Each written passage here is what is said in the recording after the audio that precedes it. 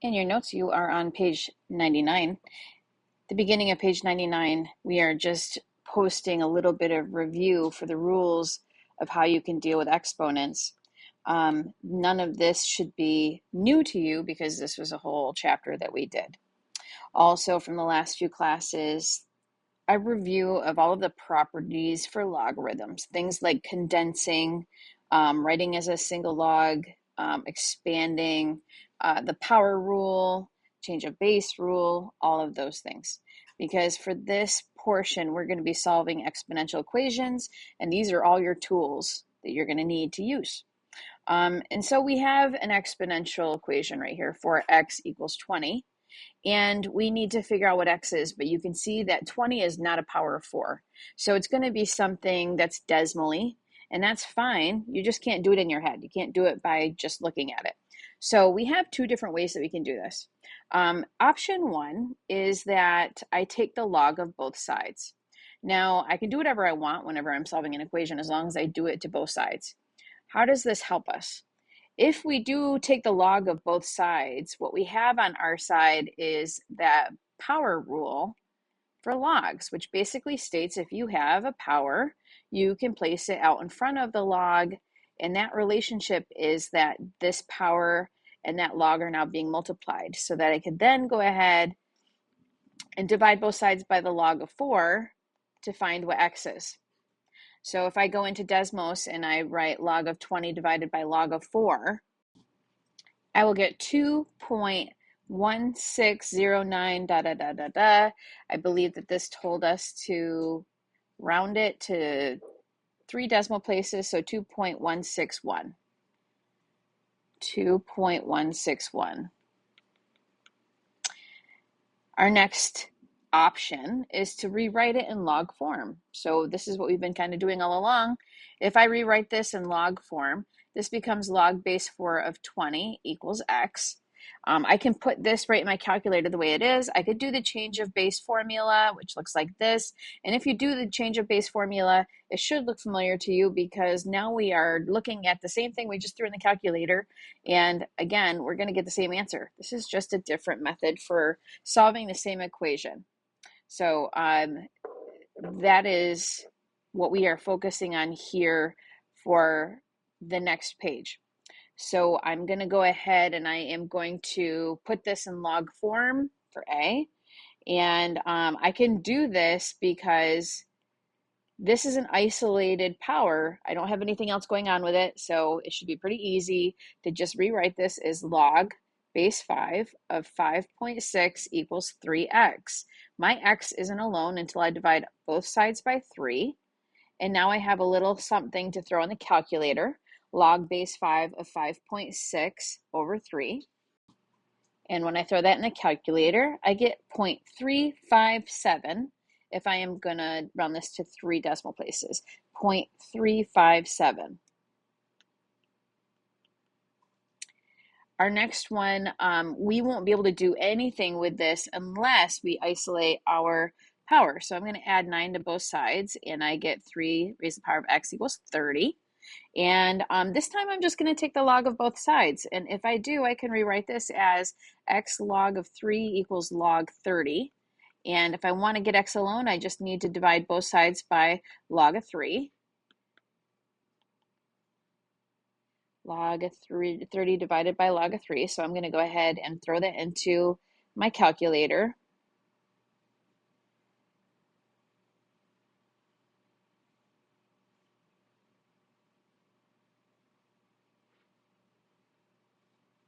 Log of 30 divided by log of 3 is 3.096. 3.096. 3.096. There are a few here that I have for you that you are going to practice with. I don't want you to read into some of these things too much. For instance, this first one, my exponent is looking a little confusing, but if you change this to log form, not so bad. So you could add 2 to both sides, throw that in your calculator. So these two are going to be practice ones that you can come back and take a look at when you get done practicing. I also have the steps like I like to do, those traditional steps for being able to solve an exponential equation. Whenever we get into exponential equations, we have to get into compounding interest. You may or may not have a little bit of experience with compounding interest. All of this stuff is here. Amount is representing what you end up with. The principal is what you start with. 1 is going to be in that equation no matter what. Your rate should be expressed as a decimal. Because it is going to look like a percentage, and we want to make sure you change it to a decimal. N stands for the number of times your interest is compounded, and N is usually represented, here I'm going to put, it's on there twice, so you see N is right there and there. It's represented by a number. So if someone tells you something is compounded monthly, then hopefully you do 12 for N.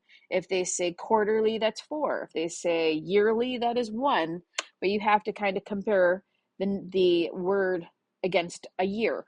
So if it's daily, that's 365. If it's weekly, that's 52. And then very last, there is time. Time is represented by years most of the time, but we will see what they have. So that's where all of those pieces are. We're going to do a quick example here. We are looking for an interest rate. We're looking for the interest rate. They've told us that this is compounded monthly. So if it's compounded monthly, that means that we're going to use 12.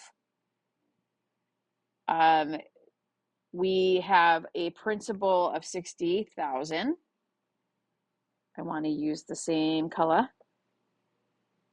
And we want that amount to double. And so that, believe it or not, is what our end result is.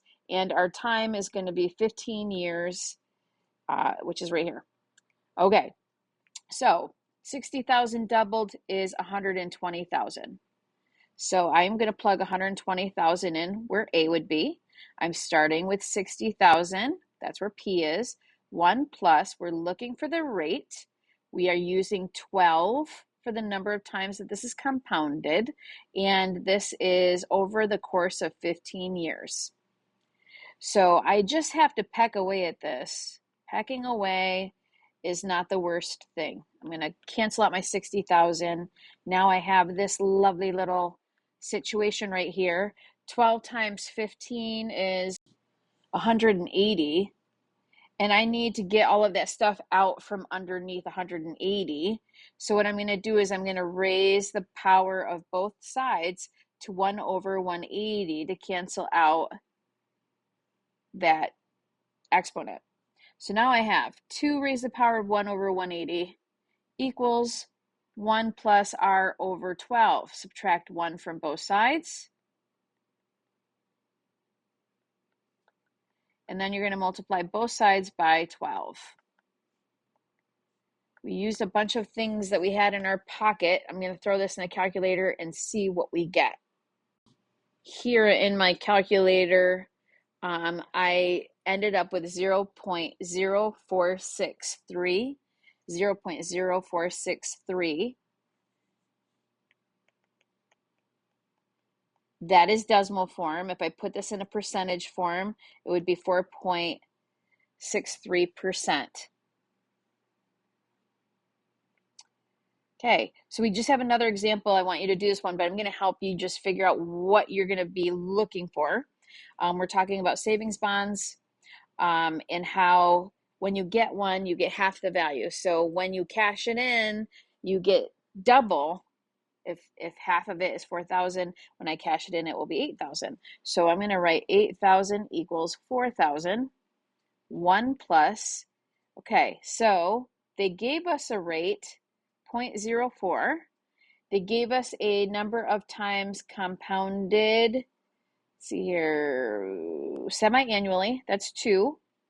And they want us to figure out how many years it would take. So T is going to be in my exponent spot because we are looking for how long it would take. I'm going to divide both sides by 4,000 to start with.